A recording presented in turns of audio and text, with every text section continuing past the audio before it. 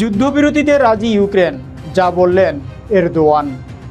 তুরস্কের president Recep Tayyip Erdogan ইউক্রেনে যুদ্ধবিরতির প্রস্তাবে সম্মতি জানানোর বিষয়টিকে স্বাগত জানিয়েছেন।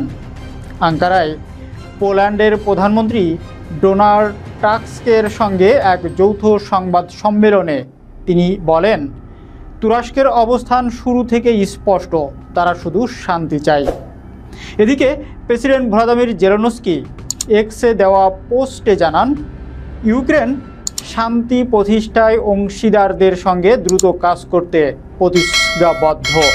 তবে তিনি আশঙ্কা প্রকাশ করেছেন যে রাশিয়া প্রতারণা করে যুদ্ধ চালিয়ে যেতে পারে, কারণ রুশ হামলা এখনও থামেনি। জেলেনস্কির মতে, প্রতিদিন প্রায় 100 শাহেদ ড্রোন ইউক্রেনে হামলা চালায়, যা ধ্বংস করা হলেও কিছু হামলায় বেসামরিক অবকাঠামো ক্ষতিগ্রস্ত হচ্ছে। তিনি বলেন, যুদ্ধবিরতির পাশাপাশি নিরাপত্তা গ্যারান্টি ও বন্দী মুক্তির বিষয়টি নিশ্চিত করতে হবে।